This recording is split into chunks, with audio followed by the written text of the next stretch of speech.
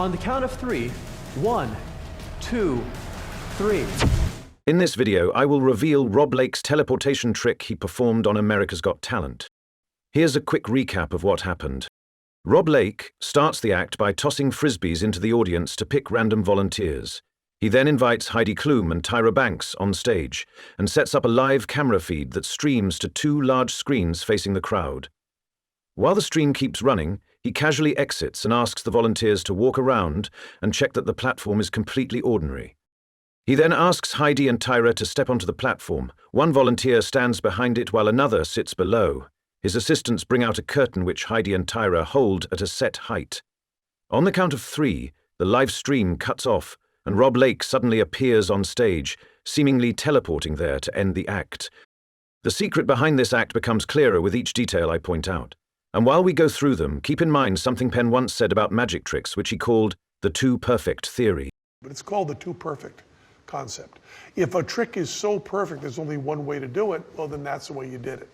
Now putting that into context in Rob Lake's performance, the act of appearing on an elevated platform, surrounded by random volunteers, with no trapdoor, no mirrors and no visible gimmicks, seems too perfect. Something in the way it's staged gives away the method almost instantly, because there's really only one way to do it.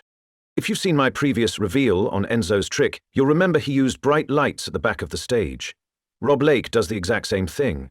Those lights are placed right behind the platform. Those lights aren't always there. If you check other America's Got Talent performances, they only appear during major stage illusions like vanishings or appearances. You can also spot the large screen at the back, fully lit and displaying an AGT logo animation video at first. But right before Rob Lake's appearance, it suddenly goes dark. This further supports our suspicion about those bright lights, which now have smoke being pumped in front of them, completely blocking the audience's view. Furthermore, having one person sit under the platform and another stand behind it conveniently blocks the view of this entire section.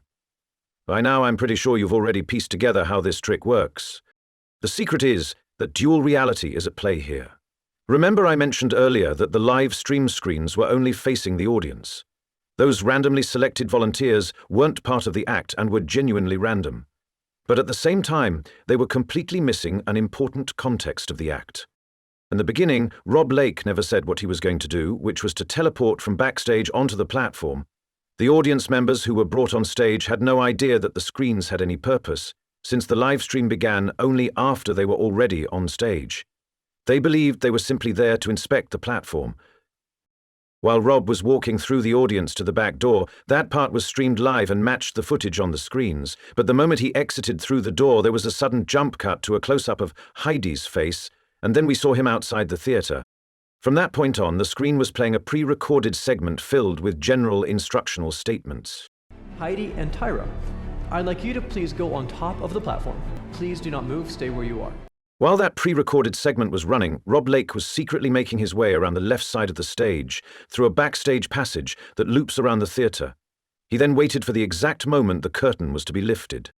The timing between the start of the pre-recorded footage and Rob's appearance on the platform is around 1 minute and 10 seconds, assuming the footage wasn't cut short for time.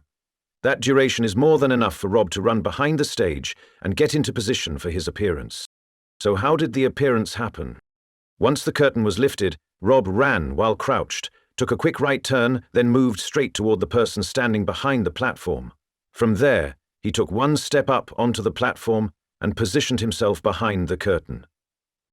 You might wonder why he didn't get inside it. In the close-up shot, you can clearly see there's no slit at the back of the curtain, and he didn't have enough time to lift it from behind and step in. This explains why, when the curtain was lowered, it was clear that he wasn't appearing from inside it, but from behind it. Once attention was drawn to his sudden appearance in the close-up shot, he took one step forward, moving to the center of the curtain, which created the convincing illusion that he had appeared right in the middle. In simpler terms, Rob made the illusion look so impossible that it left only one real explanation, and that explanation turned out to be simple and straightforward. Behind this mask, only the truth remains till we meet again.